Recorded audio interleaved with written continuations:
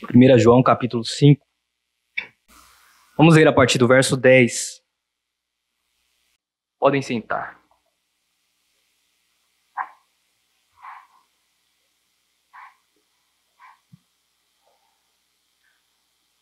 Irmãos, quando eu estava preparando este sermão, e eu lembrei de alguns fatos que acontecem na nossa vida diária, e às vezes a gente não percebe, ou às vezes a gente não para analisar. Eu, todos os dias, eu me desloco da minha casa para o meu trabalho de moto, e uns dias desse, eu estava no cruzamento, o farol estava fechado para mim, e de repente o farol abriu e eu passei. E quando eu passei no farol, o cara que estava vindo na outra mão, ele passou no sinal vermelho. E foi pouca coisa para que ele não me atingisse, faltou pouco. Faltou muito pouco para que ele não me atingisse com aquele carro. E analisando a respeito daquele ocorrido, eu pude perceber, irmãos, que naquele momento Deus estava comigo. Deus estava comigo ali me livrando. E Deus estava ali comigo me protegendo, como Ele sempre está todos os dias. Mas outra coisa que me faz pensar é que, e se aquele carro tivesse me atingido? Se aquele carro tivesse atingido a minha moto, o que aconteceria? Bom, eu naquele momento, irmãos, independente do que acontecesse, naquele momento eu tinha certeza que se aquele carro me atingisse e eu viesse a morrer, eu tinha certeza que eu iria para o céu. Mas uma certeza absoluta que se o carro me atingisse naquele momento, eu iria para o céu. Mas aí eu faço essa pergunta para você. Você já chegou em algum momento da sua vida que você pensou que se você morresse naquele momento, você iria para o céu? Você já chegou em algum momento da sua vida que você teve essa certeza que se você morresse naquele instante, você iria para o céu? E você pode pensar, mas o que te dá tanta certeza assim que você vai para o céu? O versículo que nós acabamos de ler, de dar ênfase, João diz que estas coisas ele nos escreveu a fim de saberdes que tem a vida eterna. As Escrituras, irmãos, o que foi escrito na Bíblia, ela nos dá essa segurança, ela nos dá essa certeza de que nós temos a vida eterna, de que nós somos salvos, que temos essa vida eterna. Agora eu te faço outra pergunta. Se você morresse e você chegasse diante de Deus e Deus te perguntasse, por que eu deixaria você entrar no meu céu? O que você responderia?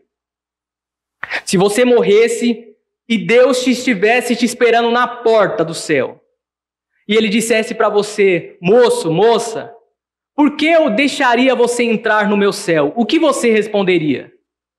Certamente você diria, Senhor, porque eu sou uma pessoa boa, porque eu nunca matei, porque eu nunca roubei, porque eu obedeci os meus pais, porque eu fazia obras de caridade, porque eu ajudava as pessoas. Então, é por isso que eu mereço entrar no céu. Mas eu tenho uma excelente notícia para você nessa noite. Eu tenho uma excelente notícia para você.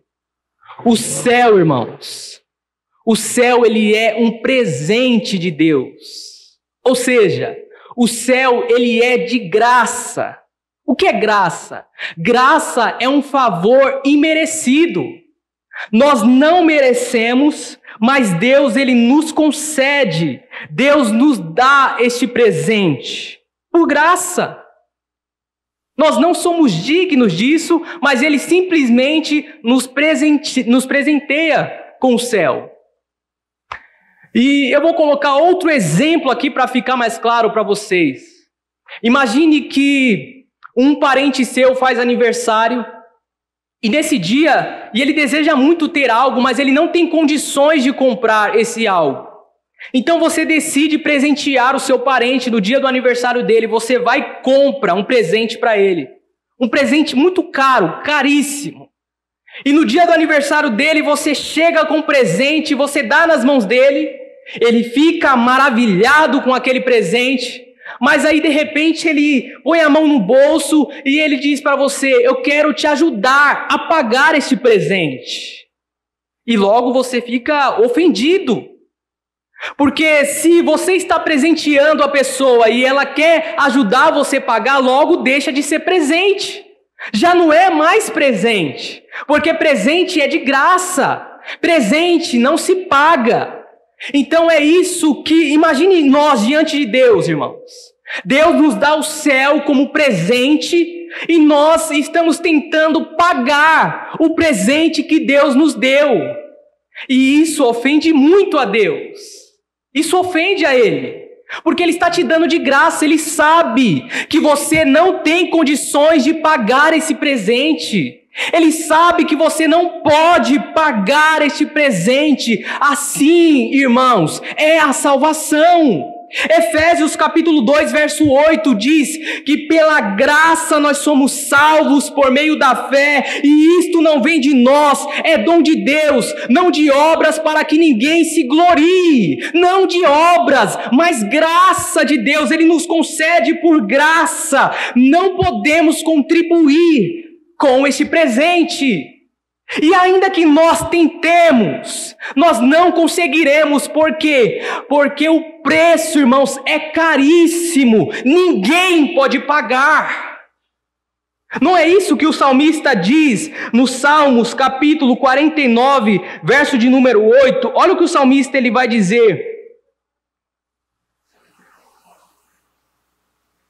Salmos capítulo 49, verso de número 8, o salmista diz assim: pois o resgate de uma vida não tem preço, não há pagamento que o livre. Não há pagamento de uma vida, irmãos, não tem como nós pagarmos este presente. Pedro também ele vai nos dizer aqui na sua primeira epístola de Pedro, a sua primeira epístola no capítulo de número 1, verso 18, Pedro diz assim: nós mesmos ouvimos essa voz vinda dos... Ou melhor, 1 Pedro, desculpa. Capítulo 1, verso 18.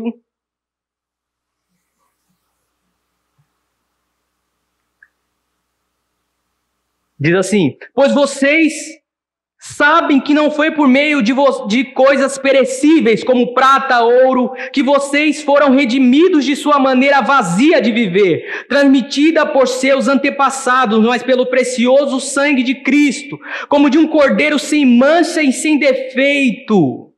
Então, irmãos, o preço da salvação é caríssimo.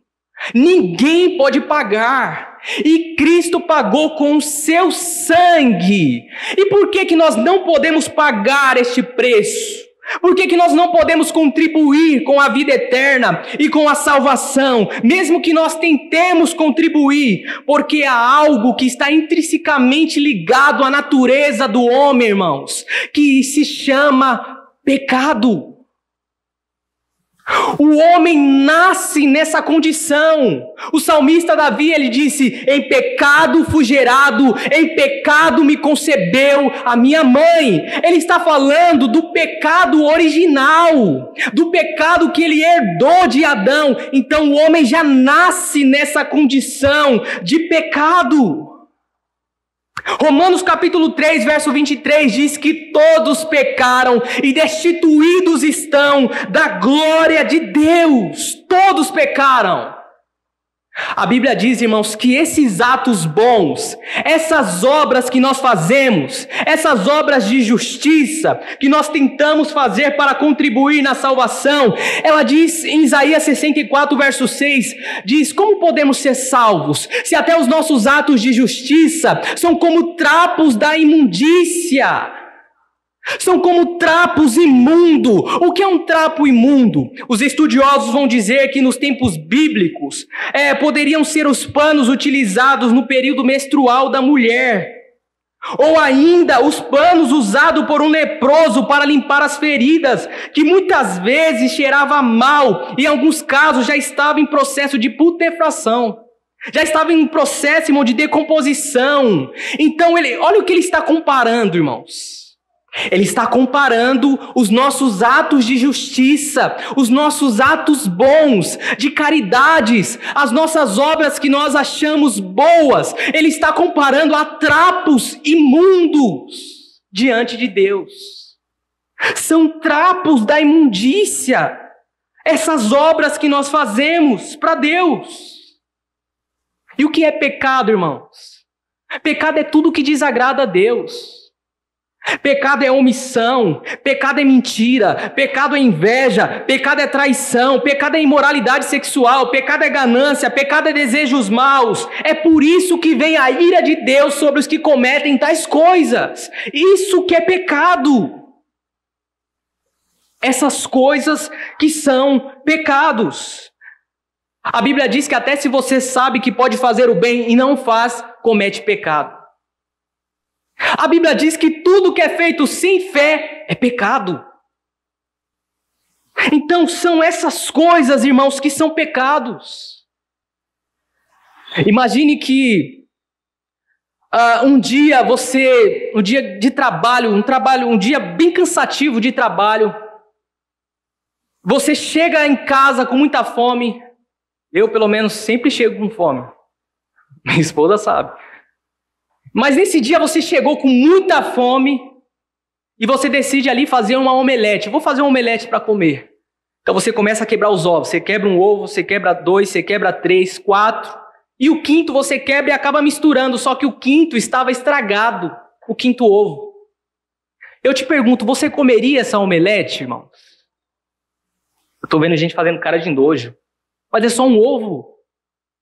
É só um ovo, você não comeria? Assim é o pecado, irmãos, nas nossas vidas. Um só pecado nos contamina por inteiro. De quantas mentiras você precisa para ser um mentiroso? De quantas pessoas você precisa matar para se tornar um homicida? Quantos adultérios você precisa para ser um adúltero? Quantos pecados Adão precisou para Deus expulsar ele do jardim? Um único pecado. Um único pecado. Agora imagine, eu vou colocar aqui a melhor das hipóteses, a melhor das condições, uma pessoa que comete só 3 pecados por dia. Imagine uma pessoa boa. Essa pessoa ela é boa, comete só 3 pecados por dia. Em uma semana, irmãos, essa pessoa vai ter 90 pecados. Durante um ano, essa pessoa vai ter 1.095 pecados. Se ela chegar com essa lista diante de um juiz justo, o que você acha que esse juiz vai fazer com essa pessoa? Com essa lista de pecados? Se ele é um juiz justo, ele tem que condenar essa pessoa. Agora imagine nós diante de Deus. Um Deus que sonda os nossos corações. Um Deus que julga, irmãos, nossos pensamentos. Um Deus que julga o foro íntimo das pessoas. Mas nós damos graças a Deus porque, por causa da revelação dele. Moisés, certa feita, em Êxodo capítulo 34, Moisés disse assim: Senhor, mostra-me a tua face. Eu quero ver a tua face. Deus disse para Moisés: Moisés, homem nenhum pode ver a minha face e viver. Mas eu vou passar diante de você de costas. Eu vou pôr a minha mão e eu vou passar diante de você de costas. E quando Deus passa diante de Moisés, Deus põe a mão para Moisés não ver, e Deus passa proclamando como um Deus compassivo, um Deus cheio de amor, um Deus longânimo, um Deus misericordioso, um Deus paciente. Olha quem Deus é. E essas coisas, irmãos, não é que Ele tem. Deus não tem amor, Deus não tem misericórdia. Ele é a essência dele. Deus é amor, Deus é misericórdia. Mas aí ele diz também para Moisés: Eu sou um Deus que pune os pecados dos pais nos filhos até a 3ª e 4ª geração. Eu sou um Deus que não tem o culpado por inocente. E agora nós estamos diante de um dilema. Como é que pode Deus ser amor? Deus ser misericórdia, Deus ser paciente, Deus ser longânimo, e ao mesmo tempo Ele ser justo, e ao mesmo tempo Ele se irar, e ao mesmo tempo Ele punir os pecados? Como que nós vamos resolver esse dilema, irmãos? Como? Ele é amor, mas Ele pune. Ele é misericordioso, mas Ele castiga. Como resolver esse dilema? E eu vou colocar da seguinte forma. Imagine que um ladrão invada a sua casa e ele rouba os seus pertences. Rouba ali sua TV, sua geladeira, rouba seus pertences e ele ainda fere alguém da sua família. Ele mata alguém da sua família. E ele foge. E tempos depois, a polícia consegue prender ele, ele vai para a júri popular, e chega no dia do julgamento, o juiz está diante dele, e ele começa a dizer para o juiz que está arrependido. Seu juiz, eu estou arrependido. Ele chora copiosamente, ele diz, seu juiz, eu estou arrependido do que eu fiz, eu nunca mais vou fazer isto, eu vou abandonar esta vida. E o juiz simplesmente diz para ele, pode ir embora, está perdoado. Esse juiz, ele é justo, irmão? Porque às vezes as pessoas dizem assim, por que Deus simplesmente não perdoou a humanidade? Por que Deus não simplesmente perdoou as pessoas? Por que Ele tem que enviar o seu filho? Por que Ele tem que punir o pecado? Por que Ele tem que castigar? Por que Ele tem que fazer essas coisas? Porque Ele não é Deus? Porque Ele simplesmente não perdoou? Você não já se perguntou isso, irmãos? Por que Deus não simplesmente perdoa as pessoas e pronto? Porque senão Ele não é justo. Porque se Deus simplesmente perdoa, Ele está demonstrando um amor, mas um amor fragmentado, um amor corrompido. Porque amor sem justiça não é amor. Os atributos de Deus, irmãos, eles agem de forma harmoniosa, em conjunta. Pense em uma orquestra, onde cada um toca ali um instrumento e sai aquela bela canção. Assim são os atributos de Deus: o amor, a justiça, a misericórdia, a santidade de Deus, a ira de Deus. Todos os atributos de Deus, eles agem de forma harmoniosa. Então, se Deus só perdoar e não punir, Ele não é justo. Então, logo, Ele está indo contra a sua natureza. Então, Ele deixa de ser Deus. E Deus não pode negar a si mesmo. Deus não pode ir contra o seu caráter. Deus não pode ir contra a sua essência. Ele não pode fazer isso. É por isso que ele tem que achar uma forma de resolver esse dilema. É por isso que ele precisa achar uma forma de resolver esse dilema que é posto aqui. E como ele vai fazer isso, irmãos? Através de Jesus Cristo. Você sabe quem é Jesus? Quem é Jesus para você? Parece uma pergunta simples, mas quando a gente faz essa pergunta de forma individual, nós vemos que as pessoas ficam perdidas. Quem é Jesus? Alguns vão dizer, Jesus é tudo para mim. Jesus é maravilhoso. Quem é Jesus, irmãos? Jesus, essa pergunta não é nova. Jesus já fez essa pergunta para os seus discípulos. Jesus, certa feita, olhou para os seus discípulos e disse, o que as pessoas dizem ao meu respeito? O que as pessoas dizem quem eu sou? E aí os discípulos disseram, eles estão falando por aí, mestre, que o Senhor é Elias, que o Senhor é Jeremias, que o Senhor é João Batista, que o Senhor é um dos profetas que voltou. E Jesus olha para os seus discípulos e diz, e vocês? O que vocês dizem ao meu respeito? O que vocês sabem sobre mim? Quem eu sou? E aí Pedro toma a frente e diz, tu és o Cristo, o Filho do Deus vivo. E Deus diz que aquela declaração de Pedro, irmãos, não vem de Pedro. É uma revelação que Deus dá para Pedro. É o próprio Espírito Santo de Deus lançando luz no coração de Pedro, iluminando a sua mente, para que ele faça aquela confissão maravilhosa: Tu és o Cristo, o Filho do Deus vivo. E o que é ser o Cristo? Ele é o Messias. Ele é aquele que foi proclamado pelos profetas, pelos patriarcas, aquele que o próprio Deus proclamou no Gênesis: da semente da mulher nascerá aquele que esmagará a cabeça da serpente. O próprio Deus havia proclamado. Depois Deus faz uma promessa para Abraão, que daria um filho para ele, a qual todas as famílias da terra seriam abençoadas.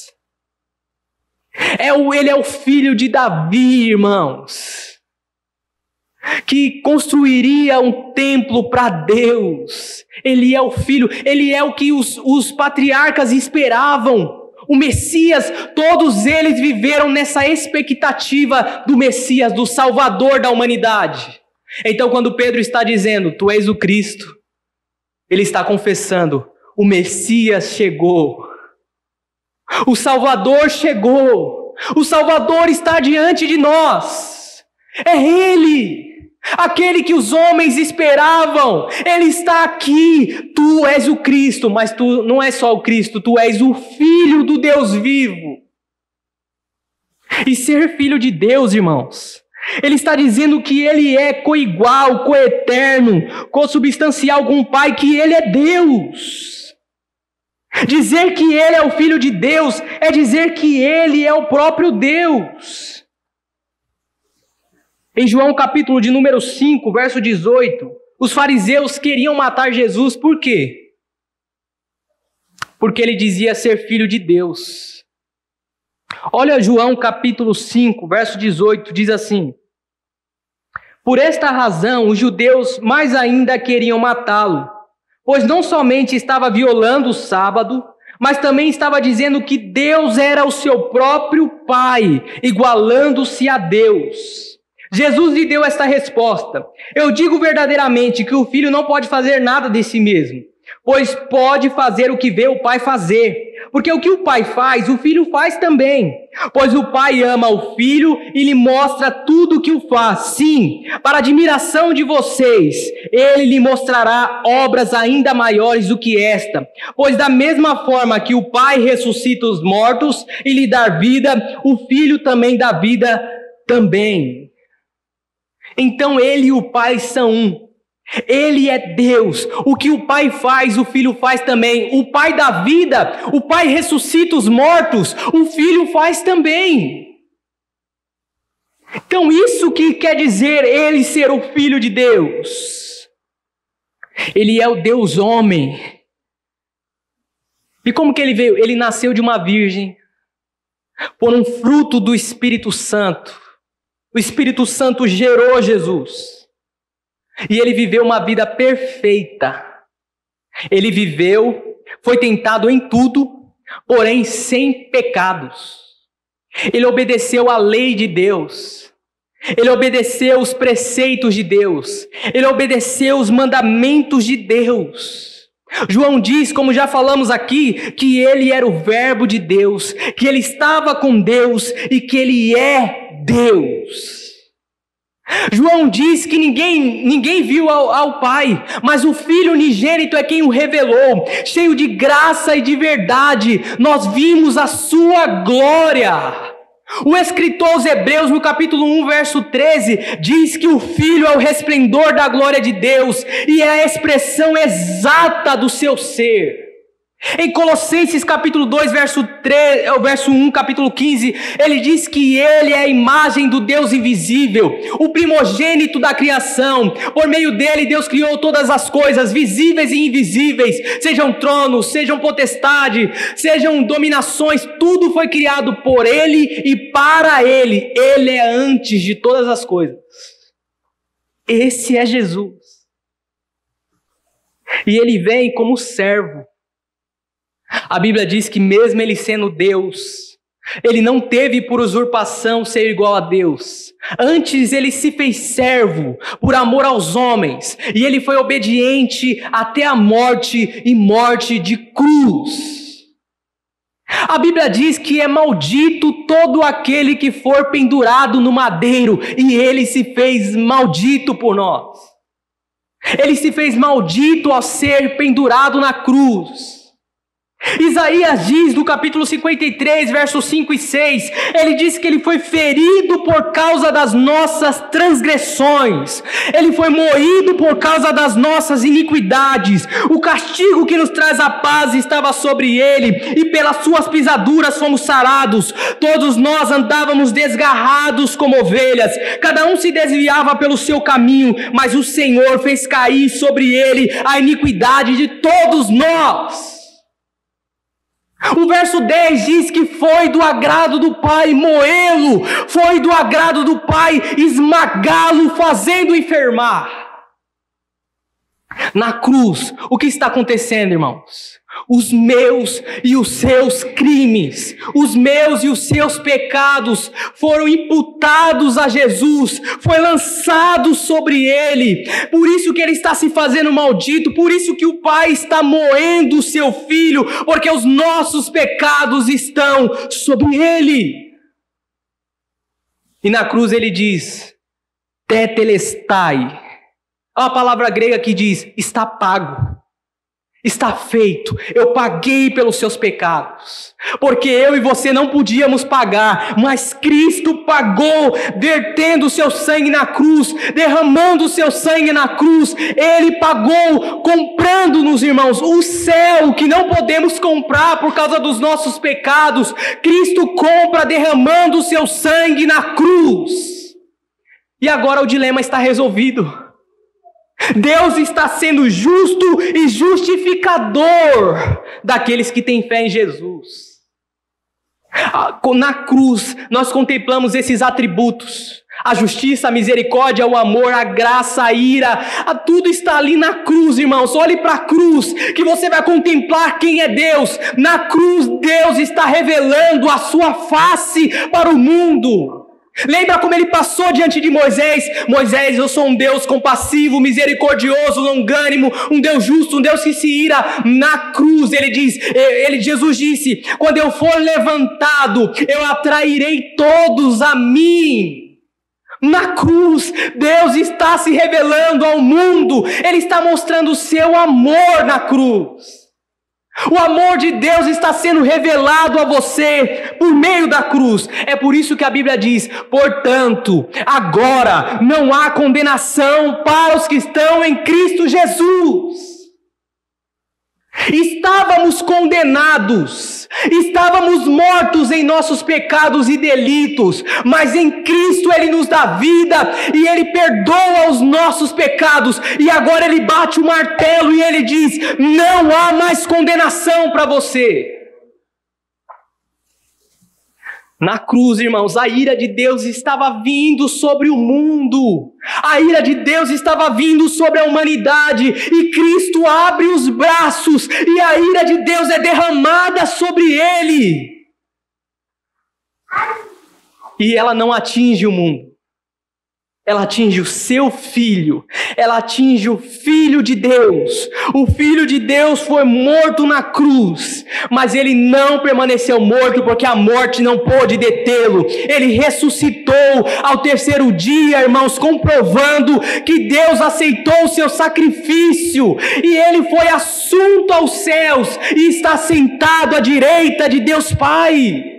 O salmista diz, e disse o Senhor ao meu Senhor, assenta-te à minha direita, até que todos sejam postos por estrado dos meus pés.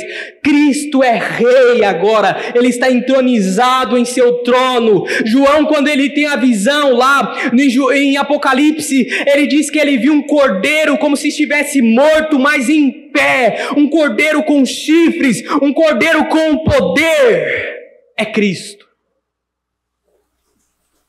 Um cordeiro que esteve morto, mas está vivo. E agora ele tem poder, porque quando ele ressuscitou, ele disse: todo poder foi me dado nos céus e na terra. O Pai concedeu todo poder, domínio e autoridade para o Filho, para Cristo.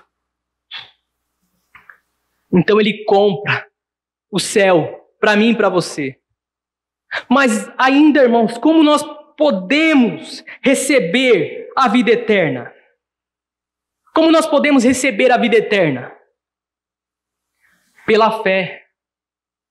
Você recebe a vida eterna unicamente pela fé. Agora precisamos deixar claro aqui o que não é fé.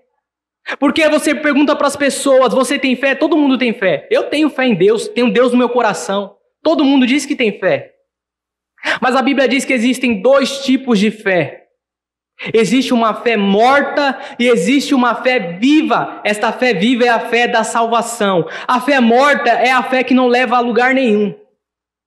Ou melhor, leva ao inferno. Mas essa fé morta não pode salvar. O que é a fé morta? É a fé só de intelecto. Eu acredito que Deus existe. Mas isso não muda nada na vida da pessoa. Ela ainda está em seu estado de pecado. Ela ainda não mudou o seu coração, ela ainda é orgulhosa. Ela ainda se ira fácil. É uma pessoa que cobiça, ganancioso, idólatra. Então essa fé é uma fé morta. A Bíblia diz, Tiago diz no capítulo 2, verso 19: você crê que Deus é um só? Faz bem. Os demônios também crê, que até estremece. Até o diabo acredita que Deus existe, até treme, irmãos. Então essa fé de você: eu acredito que Deus existe, não é só isso. A fé morta é aquela fé que você acredita em Deus só para as coisas passageiras. Como já foi nos dito aqui, pessoas que ficam buscando coisas passageiras, que correm atrás do vento. Como Salomão dizia, a vaidade de vaidade, a pessoa corre atrás do vento. Ou seja, as pessoas dizem assim, ela confia em Deus quando ela está precisando de um emprego, ela está desempregada. Eu acredito que Deus vai abrir a porta para mim. Ou ela foi acometida por uma doença, ela diz: eu acredito que Deus vai me curar. E aí quando Deus cura ela, no começo ela até busca Deus, agradece, mas depois ela logo se esquece. Ela recebe o emprego, no começo ela agradece, mas depois ela se esquece. Essa não é uma fé verdadeira. Paulo diz em 1 Coríntios capítulo 15, verso 19, ele diz que se esperarmos em Cristo só nessa vida, somos os mais miseráveis de todos os homens. A fé verdadeira é aquela fé que você confia em Cristo para além desta vida, que você confia em Cristo para a vida eterna. Para a vida eterna, irmãos, isso que é a fé verdadeira. Porque nesta fé que nós somos justificados, que nós somos tornados justos, que Deus nos declara justo. Em Romanos capítulo 1, verso 17, diz que no Evangelho se descobre a justiça de Deus, de fé em fé, como está escrito: o justo viverá da fé. Pela fé nós temos paz com Deus. Romanos capítulo 5 diz que sendo justificados pela fé, temos paz com Deus e temos entrada a esta graça, a qual nos gloriamos. E agora nós nos gloriamos também nas tribulações. Olha a fé verdadeira aqui. Nos gloriamos também na tribulação, porque a tribulação produz a perseverança produz a experiência, e a experiência traz a esperança, e o amor de Deus é derramado em nossos corações pelo Espírito Santo de Deus.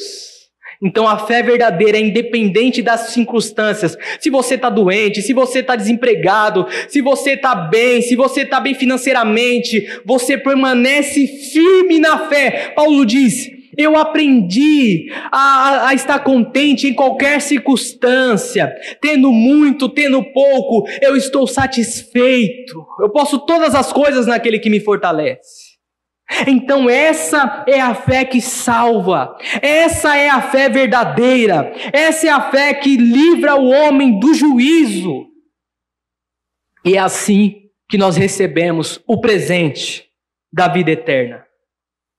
Esta fé, irmãos, que dependente da situação, da circunstância, nós não vamos ser abalados, porque olha o que Paulo diz em Romanos, no capítulo de número 8, verso de número 38, ele diz assim: pois estou convencido de que nem a morte, nem os anjos, nem os demônios, nem o presente, nem o futuro, nem qualquer poderes, nem a altura, nem a profundidade, nem qualquer outra coisa na criação será capaz de nos separar do amor de Deus que está em Cristo Jesus, nosso Senhor. Nada pode abalar o cristão que tem uma fé verdadeira, nem morte, nem vida, nem anjo, nem principados, nem poderes, nem o presente, nem o porvir, nada pode abalar ele.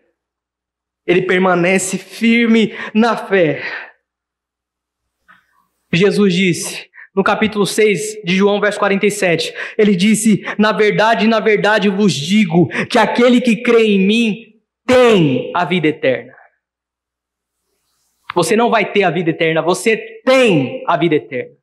É um estado presente, você recebe a vida eterna agora. Agora você recebe a vida eterna. O que você precisa fazer? Crer.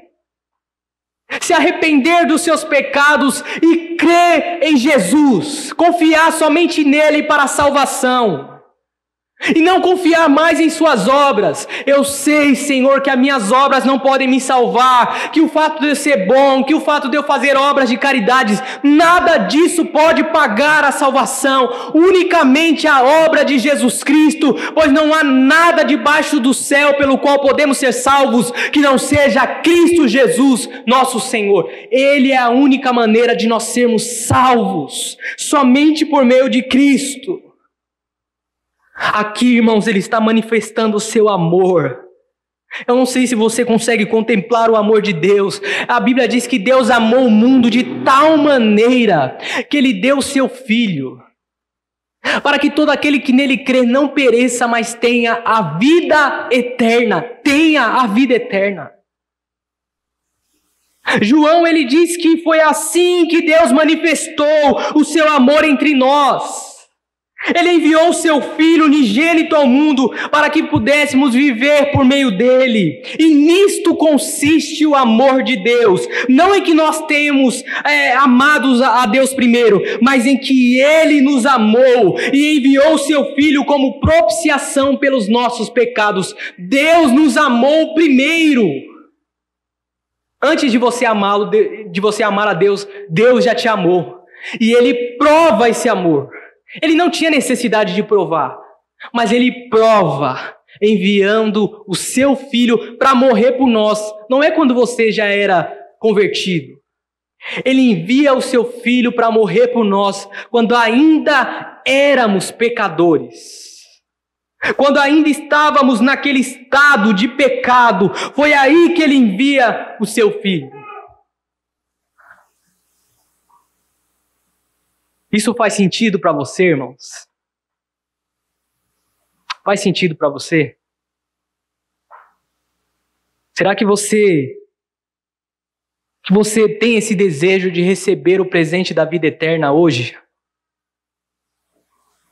Você quer receber o presente da vida eterna hoje, irmãos? É de graça. Você não precisa contribuir. Já falamos aqui outra oportunidade, aprendi com o pastor. O que você precisa fazer? Faz mão de mendigo. Faz mão de pidão.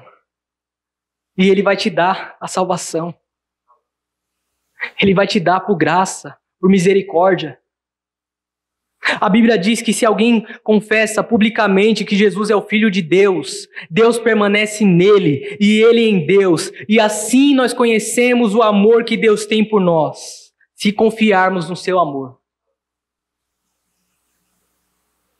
Eu lembro-me do leproso, em Mateus capítulo 8, verso 2. Ele disse assim: Senhor, se quiseres, podes purificar-me. Se o Senhor quiser, pode me purificar. Jesus disse: eu quero. Seja purificado. Se você fazer essa oração nessa noite: Senhor, se quiseres, pode me purificar. pode ter certeza que a resposta dele vai ser essa: eu quero. Seja purificado. Eu quero orar por você nessa noite. Curve a sua cabeça.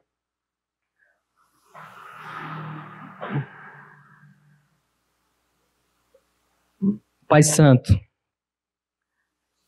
se alguém aqui nessa noite foi tocado por sua palavra e quer receber o presente da vida eterna, Senhor, que o seu Espírito Santo trabalhe no coração dessa pessoa para que ela confesse os seus pecados, se arrependa dos seus pecados, abandone eles. Creia no Senhor Jesus como Salvador, como o único Salvador da sua vida. E confie somente no Senhor para a vida eterna e para esta vida, Senhor. Que essa pessoa, Senhor, receba o presente da vida eterna agora. Que ela seja salva, Senhor, por meio da sua palavra. Troque, Senhor, o coração dessa pessoa. Mude a vida, Senhor, dessa pessoa, que ela receba o seu Espírito Santo agora.